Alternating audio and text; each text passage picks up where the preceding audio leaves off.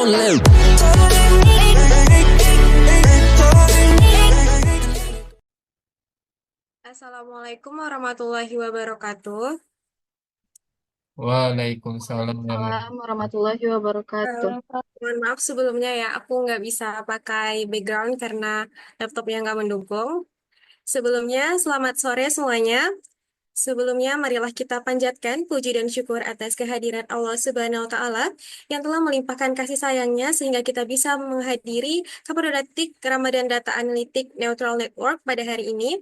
Saya ucapkan selamat datang kepada narasumber dan juga seluruh peserta yang telah hadir pada sore hari ini. Yang terhormat Ketua Umum Pazar Riset Data Teknologi Predatex Fakultas Sains dan Teknologi UIN Sultan Syarif Kasim Riau, Bapak Mustaqim STMKOM, beserta seluruh dosen pembimbing Pazar Riset Data Teknologi Fakultas Sains dan Teknologi UIN Sultan Syarif Kasim Riau.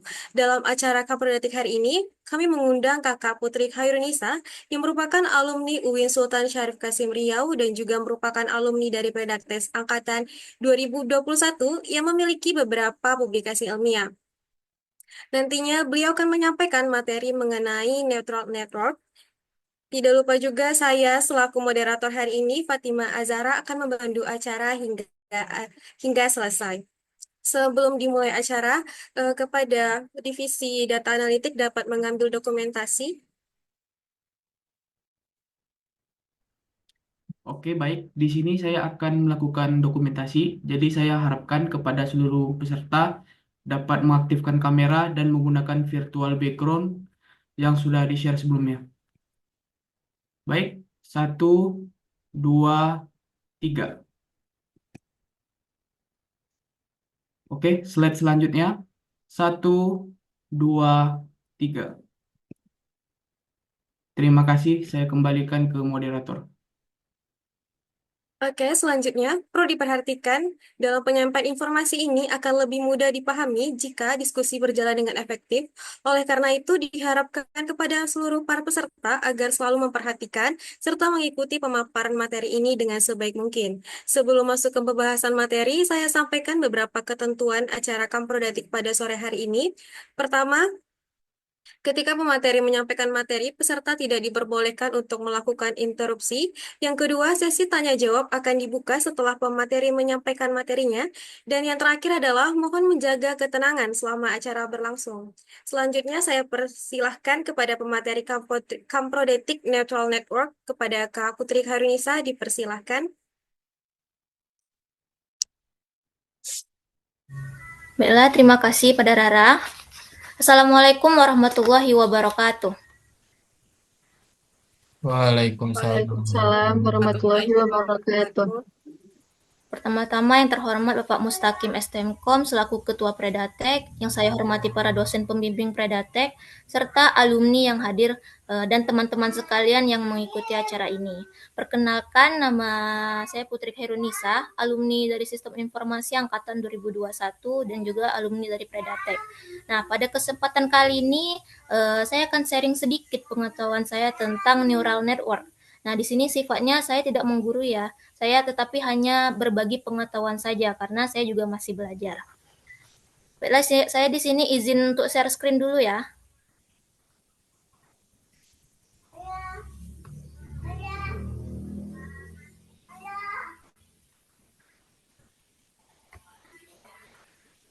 Apakah ada nampak layarnya ini? Udah, Kak, udah kelihatan. Oke, baiklah. Jadi di sini kita akan membahas tentang klasifikasi penyakit hipertensi menggunakan backpropagation neural network. Nah, di sini neural network atau artificial neural network adalah model pemrosesan data yang didasarkan pada cara sistem saraf biologis seperti otak memproses data. ANN ini dirancang dengan cara yang sama seperti otak manusia dengan node neuron yang saling terhubung dalam pola seperti jaringan. Contohnya itu seperti saat kita makan coklat nih. Nah, di lidah kita itu kan ada sel saraf yang bisa merasakan beberapa jenis rasa. Ada rasa manis, ada rasa pahit, ada rasa asin, dan juga rasa asam. Nah, sel saraf di lidah itu dia terhubung ke sel saraf yang ada di otak. Maka ketika kita makan coklat, coklat itu akan dirasakan oleh sel saraf yang ada di lidah. Jadi dari rasa makanan tadi akan dikirimkan berupa sinyal dari lidah menuju ke otak. Nah, otak itu akan memberikan respon bahwa coklat ini rasanya manis nih, coklat ini rasanya nikmat ketika dimakan. Nah, jadi begitulah gambaran salah satu cara kerjanya ya. Dia itu menerima input berupa makanan, makanan itu dirasakan oleh sel saraf yang ada di lidah, yaitu diterima sebagai input, lalu diteruskan sampai ke otak, dan otak memberikan respon atau outputnya. Nah, ANN ini adalah kumpulan dari banyak perseptron atau neuron pada setiap lapisan. Struktur dasar ANN ini terdiri dari 3 lapisan. Ada lapisan input, lapisan tersembunyi, dan juga lapisan output.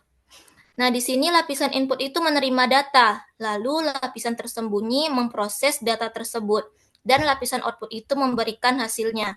Setiap lapisan ini berusaha mempelajari bobot-bobot tertentu yang akan ditetapkan pada akhir proses pembelajaran. Nah, neural network ini bisa digunakan untuk klasifikasi data, misalnya mana yang terkena penyakit, mana yang tidak terkena penyakit gitu. Terus bisa juga dilakukan untuk melakukan prediksi, misalnya prediksi suhu, prediksi harga emas, prediksi harga jual rumah. Terus bisa juga dilakukan untuk clustering atau pengelompokan. Nah, pada materi kali ini kita akan fokus pada klasifikasi. Jadi apa itu klasifikasi? Jadi salah satu penggunaan dari jaringan saraf tiruan itu untuk mengklasifikasi atau mengelompokkan kategori tertentu, misalnya penyakit A, penyakit B, dan yang lainnya, atau misalnya positif COVID atau negatif COVID begitu. Nah, jadi dalam arsitektur ANN itu yang di lapisan input di kiri sini,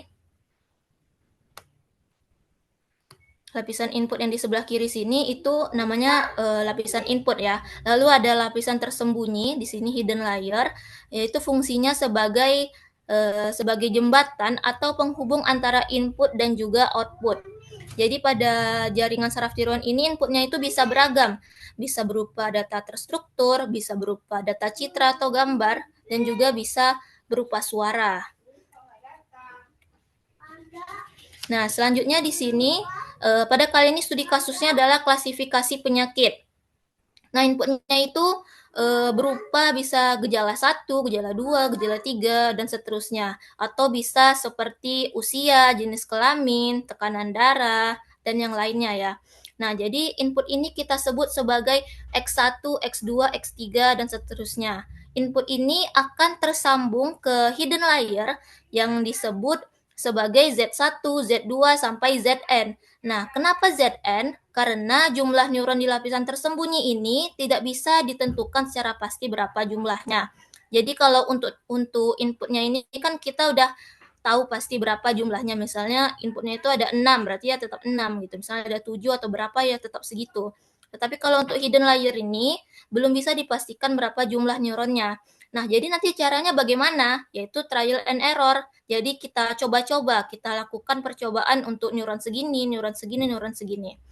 Nah, tiap neuron hidden ini, neuron di hidden layer ini akan tersambung dengan neuron di output yang kita sebut sebagai Y1, Y2. Ini outputnya bisa berupa ya terkena penyakit dan tidak terkena penyakit. Atau misal dalam studi kasus hipertensi ya, outputnya itu bisa berupa tingkat normal, tingkat prahipertensi, hipertensi tingkat 1, dan juga hipertensi tingkat 2. Nah, selanjutnya kita masuk pada prinsip kerja neural network. Yang pertama harus kita ketahui adalah apa saja sih elemen dalam neural network ini. Jadi yang ada neuron, ada koneksi, dan juga ada bobot. Nah, yang pertama neuron. Neuron itu adalah yang bulat-bulat ini ya. Bulat-bulat ini adalah neuronnya. Lalu koneksi itu adalah garis penghubungnya ini. Nah, dan koneksi atau garis ini memiliki nilai yang disebut dengan bobot. Bobot ini yang menyatakan kekuatan dari koneksi tersebut.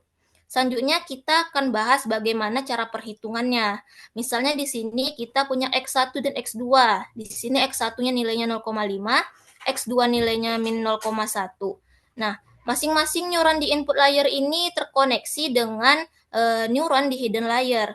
Maka nilai pada Z1 ini dapat kita hitung dengan cara input di X1 ini dikalikan dengan bobot yang terkoneksi dengan Z1.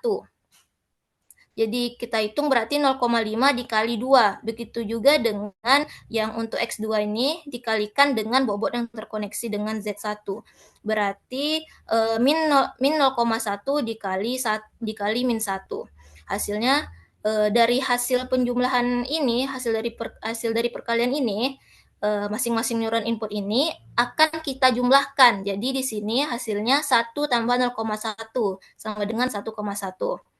Nah, lalu hasil ini akan kita konversi menjadi rentang 0 sampai dengan 1. Caranya dengan menggunakan fungsi aktivasi. Nah, fungsi aktivasi ini ada banyak macamnya, tetapi yang biasanya digunakan yaitu fungsi aktivasi sigmoid. Cara menghitungnya bisa dilihat dari rumus ini, yaitu 1 per 1 tambah E min X. Ini Euler ya. Nah, X-nya ini adalah hasil dari penjumlahan tadi, yaitu 1,1. Jadi nanti hasil akhirnya ini seperti ini. Kita hitung aja pakai kalkulator biar cepat ya. Hasil akhirnya itu 0,75. Nah, untuk jadi input kali bobot, lalu dijumlahkan semuanya, lalu diaktifasi. Jadi itulah output pada neuron berikutnya. Selanjutnya untuk Z2 bisa kita hitung dengan cara yang sama juga seperti tadi. Jadi dapat hasil akhirnya seperti ini. Nah, dengan demikian Z1, Z2 sudah dapat nilainya sudah kita ketahui, maka kita bisa hitung nilai dari Y1 ini dengan cara yang sama juga.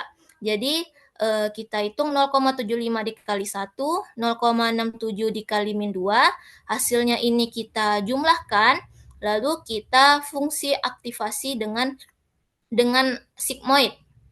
Nah, setelah dapat, maka inilah hasil dari output, yaitu Y1-nya. Selanjutnya, bagaimana sih cara menentukan nilai bobot pada neural network? Nah, sebenarnya nilai bobot ini kita tidak ngasal yang ngasihnya, nilai bobot yang ini ya. Ini tidak ngasal kita ngasihnya, Kak. Ada satu mekanisme yang kita sebut sebagai learning atau pembelajaran. Jadi, nilai pada bobot itu ditentukan lewat proses atau learning tersebut. Nah, neural network itu dia belajar dari data. Dari data yang dia punya, dia pelajari polanya. Nanti selama dia belajar, bobot-bobot yang ada di koneksinya itu akan berubah-ubah sampai dia mendapatkan bobot yang paling optimal. Nah, misalnya dari sini nih, dari neural network ini, kita akan ajari dia mengenai pola data. Jadi di sini awalnya kita hitung dulu sampai mendapatkan nilai output, kita hitung maju dulu sampai mendapatkan output. Nah, output yang dihasilkan dari neural network ini akan kita bandingkan dengan nilai yang kita harapkan atau targetnya ya. Misalnya targetnya itu 1, tetapi output yang diberikan misalnya 0,3 ya. Nah, dalam hal ini outputnya berarti tidak sama kan dengan target. Karena tidak sama, maka akan terjadi error. Nah, error ini yang akan dipakai untuk memperbaiki bobot jaringan ke belakang. Jadi di sini dari output layer ke hidden layer itu ada perhitungan mundur yang namanya itu backpropagation. Setelah dihitung mundur, bobot antara output dan hidden layer akan diperbaiki. Jadi perhitungan mundur ini bobotnya ini akan diperbaiki. Nah, kemudian dari hidden layer ini mundur lagi ke input layer, jadi ada mekanisme perbaikan di situ, dan antara bobot hidden dan input layer juga akan diperbaiki nilainya. Nah, setelah diperbaiki atau diupdate, kita hitung maju lagi nih, sampai Y1 dapat outputnya. Nah, ternyata output yang dihasilkan masih beda juga dari target, dan pastinya masih ada error juga di situ. Jadinya kita mundur lagi seperti tadi untuk memperbaiki bobotnya. Setelah diperbaiki, tetap kita maju lagi. Kita hitung maju lagi. Nah, jika masih beda lagi nih dengan target, ya kita ulangin lagi seperti tadi. Kita mundur lagi, maju lagi. Nah, sampai kapan nih kita memperbaiki bobot ini? Sampai sudah mendekati dari target. Artinya selisih antara output dengan target itu dia sangat tipis dan baru kita berhenti di situ. Jadi dari proses learning ini itu menghasilkan bobot jaringan. Jadi bobotnya ini tidak ngasal ya kita ngasihnya, tetapi ditentukan dengan cara seperti ini. Nah, contoh perhitungan yang tadi di awal sebelum ini tadi, itu kan nilai bobotnya itu bagaimana menentukannya. Jadi nilai bobot awalnya itu kita tentuin dulu secara acak. Jadi tentuin dulu secara acak, jadi nanti dia akan terus belajar yang tadinya nilainya itu acak, pelan-pelan akan konvergen mengarah ke nilai targetnya. Nah, jadi begitulah cara kerja dari neural network ini. Ada beberapa jenis dari neural network ini, yaitu ada perceptron, ada multilayer perceptron, ada deep neural network, juga ada recurrent neural network. Nah, yang kita bahas dari tadi itu adalah multilayer perceptron, salah satu arsitektur yang paling sering digunakan karena arsitekturnya itu sederhana. Nah, selanjutnya kita akan simulasi pemrograman. Di sini sudah disediakan link drive-nya.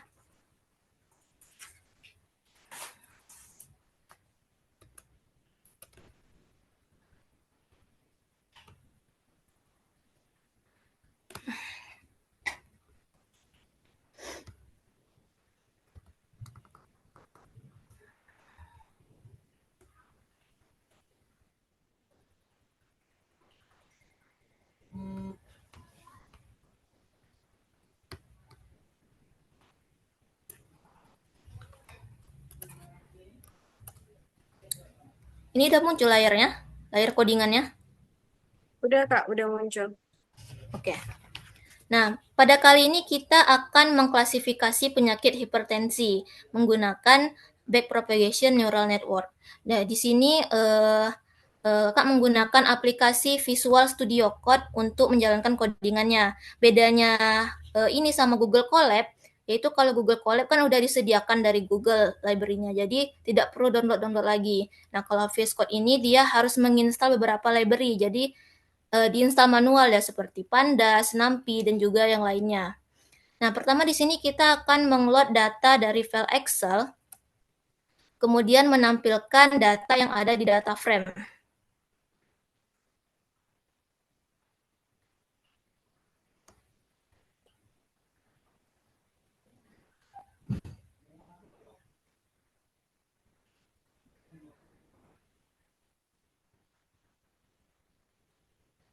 Nah, di sini dapat kita lihat ada 974 data yang atributnya ada usia, jenis kelamin, riwayat keluarga, sistolik, diastolik, berat badan, merokok, dan juga hipertensi.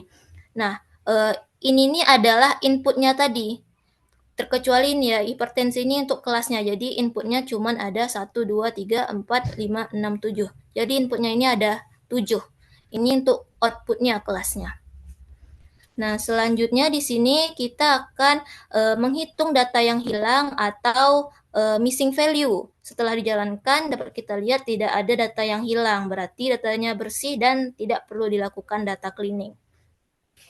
Selanjutnya di sini kita akan menggambarkan distribusi data per kelas. Di sini dapat kita lihat ada 4 kelas ya. Ada kelas normal, prahipertensi, hipertensi tingkat 1, dan juga hipertensi tingkat 2. Selanjutnya masuk pada proses transformasi data. Nah, di sini atribut yang ditransformasi yaitu ada JK, ada Rikel, ada merokok, dan juga hipertensi. Di sini atribut JK ditransformasi untuk laki-laki merubah menjadi 1, perempuan menjadi 0. Untuk Rikel dan merokok, ya diubah menjadi 1 dan tidak diubah menjadi 0. Lalu untuk hipertensi di sini normal diubah menjadi 0, prahipertensi diubah menjadi 1, hipertensi tingkat 1 menjadi 2, dan hipertensi tingkat 2 menjadi 3. Selanjutnya di sini kita masuk pada tahap normalisasi data. Nah, pada tahap ini satuan tahun dihapus pada kolom usia agar berisi angka supaya bisa diolah untuk proses normalisasi. Karena dapat kita lihat sebelumnya ini kan usia ada tahunnya ya. Jadi tahun ini kita hapus supaya mudah untuk mengolah prosesnya nanti. Selanjutnya di sini menormalisasi atribut usia, sistolik, diastolik, dan berat badan menggunakan min-max scalar untuk mengubah nilai dengan rentang mulai dari 0 sampai 1.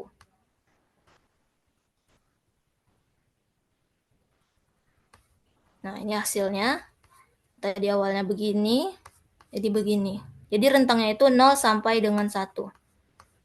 Nah, setelah dinormalisasi, berarti datanya itu sudah siap digunakan dalam model yang akan dilatih nanti.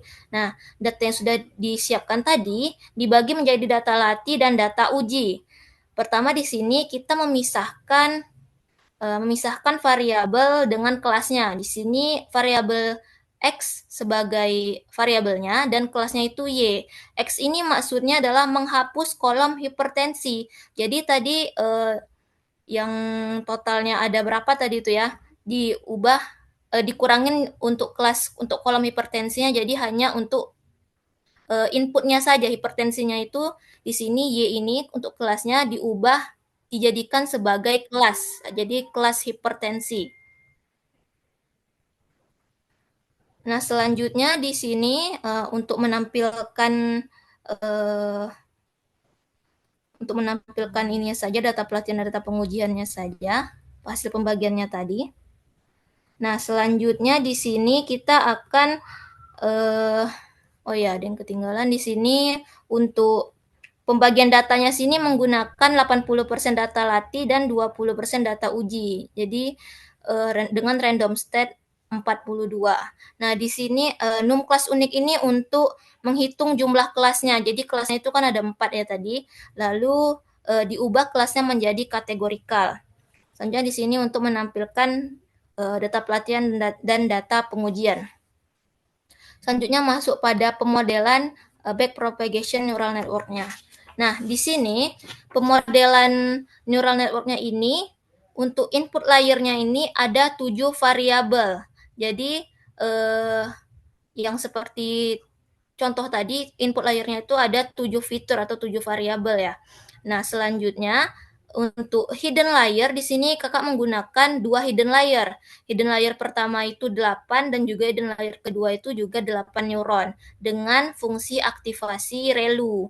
Kalau yang dicontoh di PPT tadi itu kan fungsi aktivasinya sigmoid. Kalau yang ini menggunakan ReLU. Nah, selanjutnya di sini output layer-nya itu ada 4 neuron, yaitu 4 kelasnya tadi.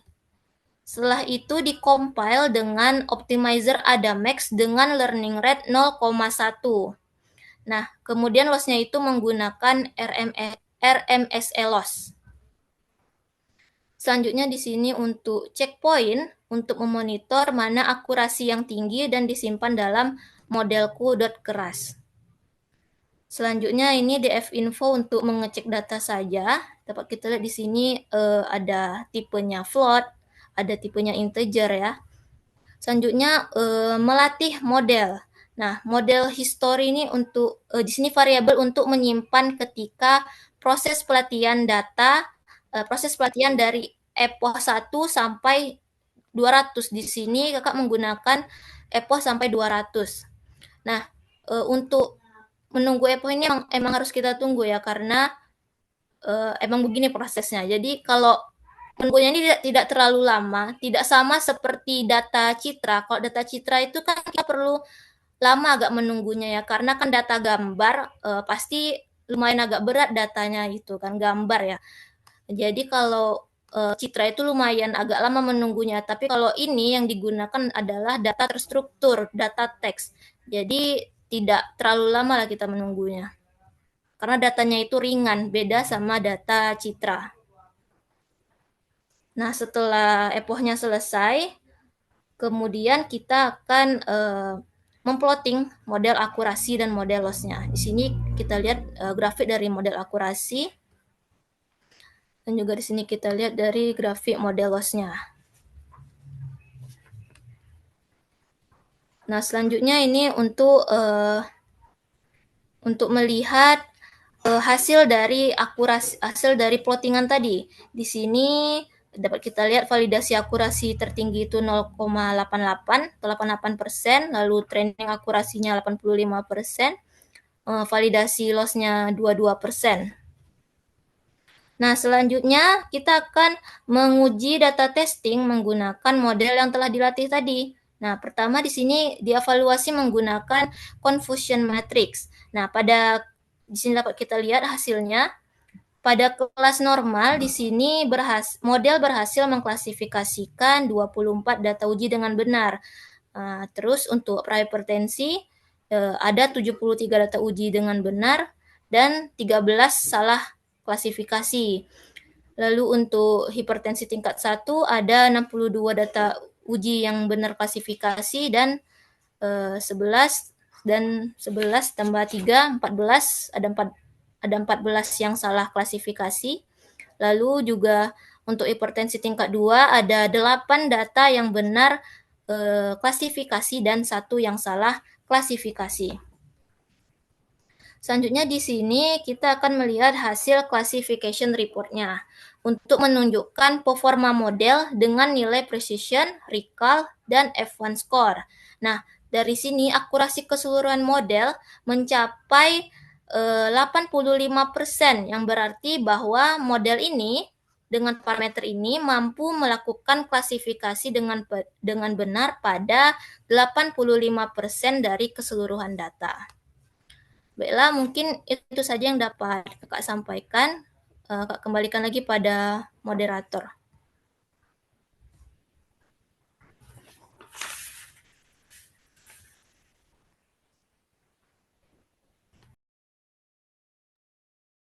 Terima kasih kepada Kak Putri Hayunisa atas penyampaian materinya. Sebelum memasuki sesi jawab, dimohon kepada para peserta untuk dapat mengisi absensi yang kemungkinan akan diletakkan di bagian chat.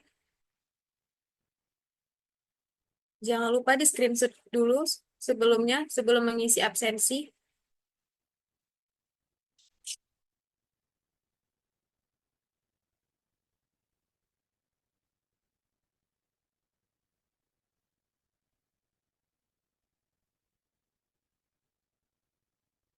Oke, baik. Selanjutnya merupakan sesi tanya jawab kepada para peserta Kamprodatik. Apakah ada yang ingin bertanya?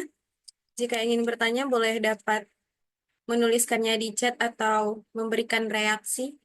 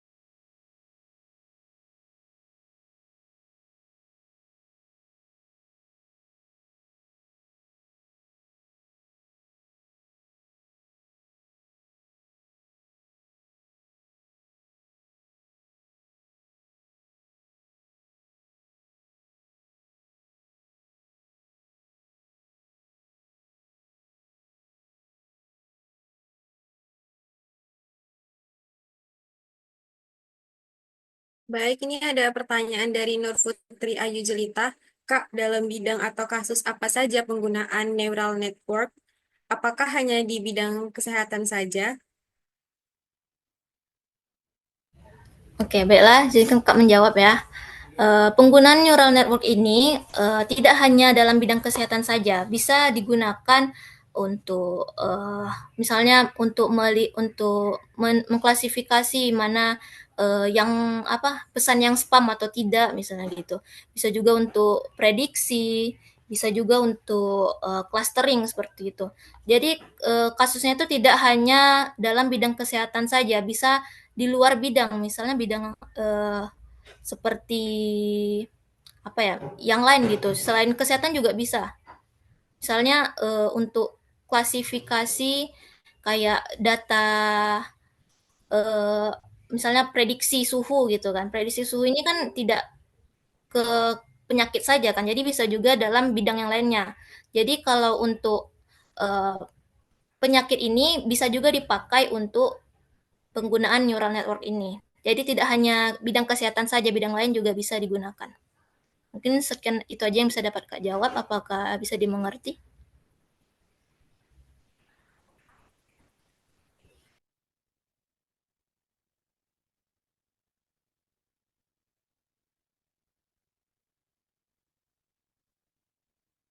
Baik, apakah ada yang ingin bertanya kembali?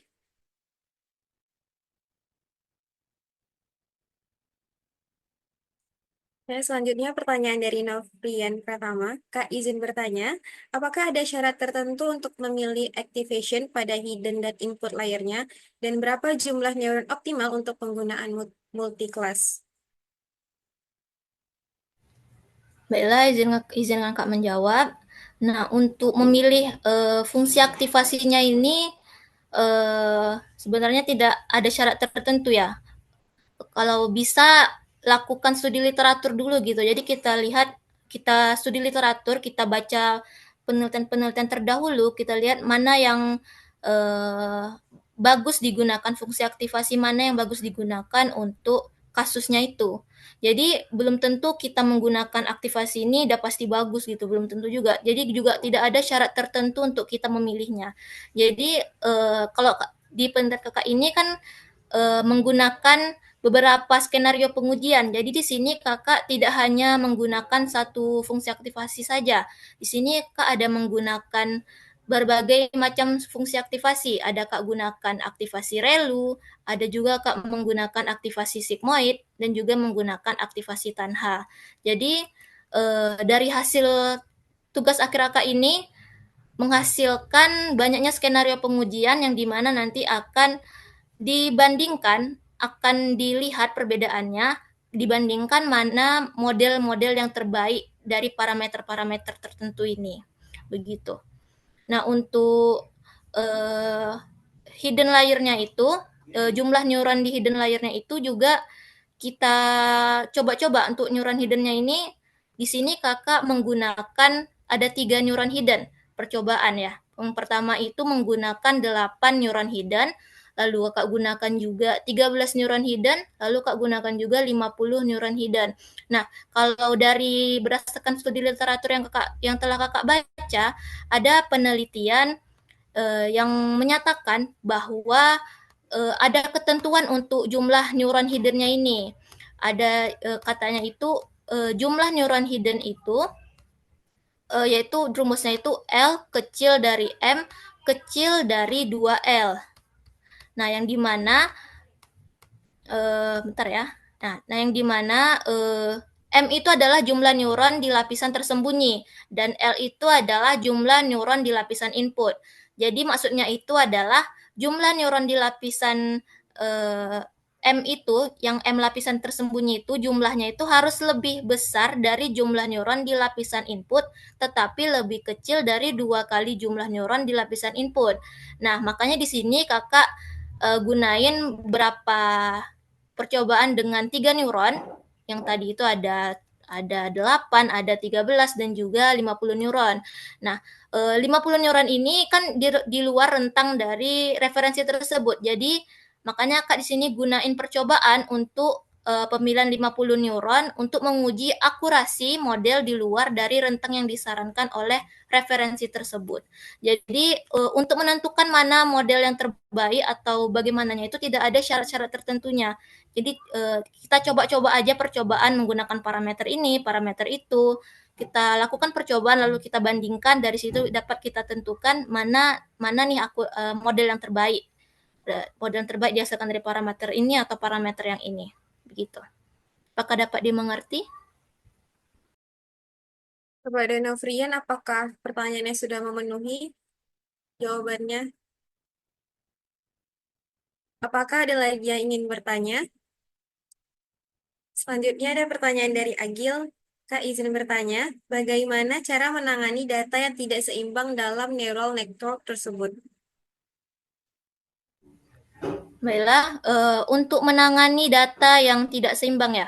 Data yang tidak seimbang itu kan berarti timpangnya itu jauh kali. Nah, kalau untuk menangani datanya itu bisa dilakukan dengan SMOTE. SMOTE itu adalah memperkaya data. Jadi dengan SMOTE itulah kita bisa menangani data yang tidak seimbang itu. Sebenarnya SMOTE ini tidak wajib juga dilakukan, tergantung kasusnya sih, perlu apa tidaknya. Jadi dilihat dulu kasusnya itu bagaimana. Kalau untuk kakak ini studi kasus yang kak tadi, kakak kan itu kan berbeda tuh nilainya, tapi tidak kakak lakukan SMOTE karena dirasa tidak perlu untuk dilakukan tidak perlu dilakukan untuk SMOTE itu. Jadi dilihat dulu kasusnya seperti apa, baru bisa untuk kita menangani data yang tidak seimbang tersebut dengan melakukan SMOTE atau memperkaya data. Baiklah, apakah bisa dimengerti? Apakah jawabannya sudah dapat diterima? Apakah ada yang ingin bertanya lagi?